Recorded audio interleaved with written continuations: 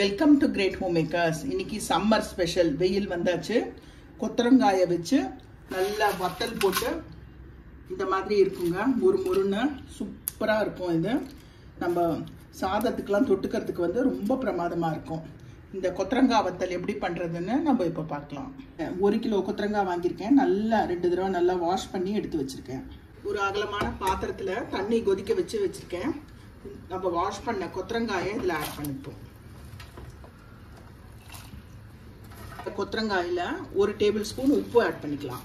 கல் உப்பு ஆட் பண்ணுறேன். இது வந்து ஒரு 5 நிமிஷத்துக்கு நல்லா பாயில் ஆகணும். ரொம்ப வேகக்கூடாது. இந்த கலர் சேஞ்ச் ஆகணும்.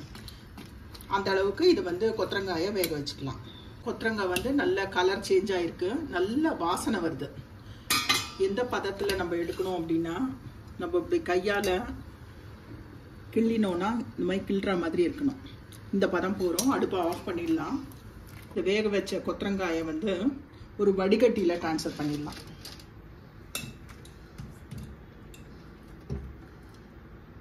இந்த கொத்தரங்காயில் இருக்கிற தண்ணியெல்லாம் நல்லா வடிகட்டும். இந்த வடிகட்டின கொத்தரங்காயை ஒரு ஒயிட் கிளாத்தில் போட்டு நல்லா காய வைக்கலாம். ஒரு 1 hour நல்லா காயட்டும். அது வேக வச்ச கொத்தரங்காயெல்லாம் பாருங்கள், நல்லா அந்த ஈரப்பதம் போயாச்சு. ஒரு பேசனில் 1/2 கப் தயிர் எடுத்துக்கலாம். நல்ல கெட்டி தயிராக இருக்கணும். உப்பு ஆல்ரெடி நம்ம வேக வைக்கும்போது 1 டேபிள் ஸ்பூன் போட்டோம். இன்னும் கொஞ்சம் உப்பு போட்டுக்கலாம். இது ரெண்டுத்தையும் நல்லா மிக்ஸ் பண்ணிக்கலாம். இப்போ இந்த கொத்தரங்காயை நம்ம தயிரில் போட்டுக்கிறோம். தயிர் எல்லா இடத்துலையும் படுற மாதிரி கொத்தரங்காயில் நல்லா மிக்ஸ் பண்ணிக்கணும்.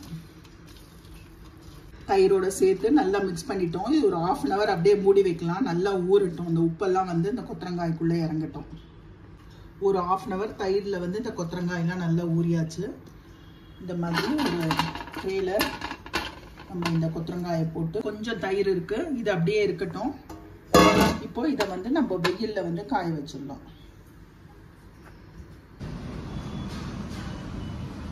டே 1 ஈவினிங் நம்ம வந்து தயிரில் மிக்ஸ் பண்ணிவிட்டு கொத்தரங்காயை வெயிலில் காய வச்சோம். இன்னும் ஃபுல்லாக காயலை. இதை வந்து திருப்பி நம்ம தயிர் மிக்ஸ் பண்ணோம் இல்லையா, அந்த பாத்திரத்துலேயே நம்ம போட்டுடலாம். இப்போ இந்த பாத்திரத்தில் போட்டு வச்சுருக்கோம். நைட் வந்து இதை டைட்டாக க்ளோஸ் பண்ணக்கூடாது. ஒரு துணி வச்சு அப்படியே மூடி வச்சிடலாம். இதை இன்றைக்கி செகண்ட் டே மார்னிங் நம்ம தயிரில் திருப்பி போட்டிருந்தோம் இல்லையா ராத்திரி, இதை வந்து வெயிலில் வந்து காய வச்சிடணும். இனிமேல் வந்து தயிரில் போட வேண்டிய அவசியம் இல்லை. வெயிலில் ஒரு 3-4 நாளைக்கு நல்லா இது வந்து காயணும். கொத்தரங்காயை தயிரில் ஊற போட்டு நல்ல 3 நாள் வெயிலில் காய வச்சாச்சு.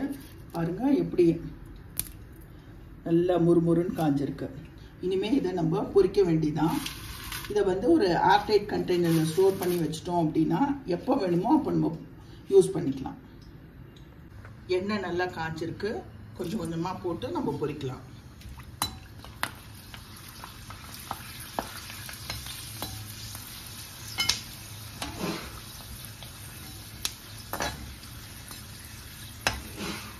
இந்த மாதிரி நல்லா செவக்க விட்டு நம்ம பொரிச்சு எடுக்கணும்.